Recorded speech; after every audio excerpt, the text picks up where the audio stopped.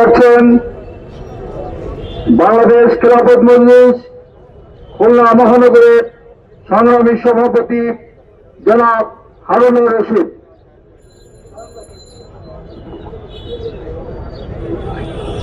আসসালামু আলাইকুম ওয়া রাহমাতুল্লাহি ওয়া বারাকাতুহু।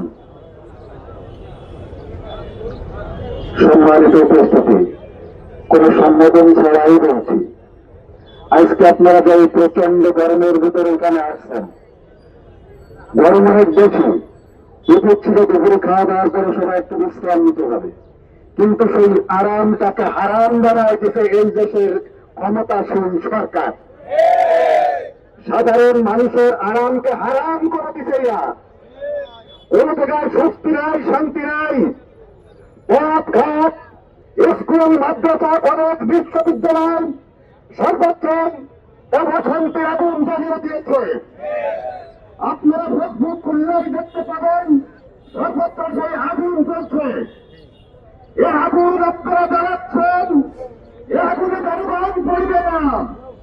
এ আগুনে যারা সংসদে আজকে বসছেন, আপনাদের মস্তক পুড়ে ছাই হয়ে যাবে।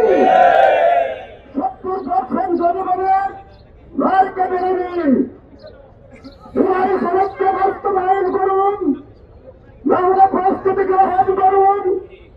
বিনোদন যেভাবে চলে গেছেন পূর্বে, আপনারা সেই রাস্তায় যাওয়ার জন্য প্রস্তুত হন।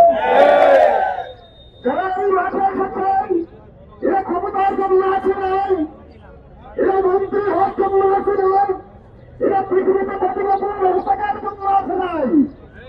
এরা এসেছেন মানুষের অধিকার আদায়ের জন্য, আল্লাহর সন্তুষ্টির জন্য।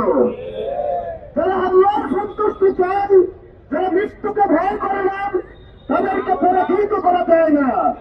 কাজেই বাংলার জমিনে জুলাই সনদকে বাস্তবায়ন করে টিকে থাকতে হবে। অন্য কোনো চিন্তা করে রেহাই পাওয়া যাবে না। যত তাড়াতাড়ি হবে ততই কল্যাণ। বেশি দেরি করবেন না, প্রচন্ড গরম সামনে আসছে। আসসালামু আলাইকুম ওয়া রাহমাতুল্লাহি ওয়া বারাকাতুহু।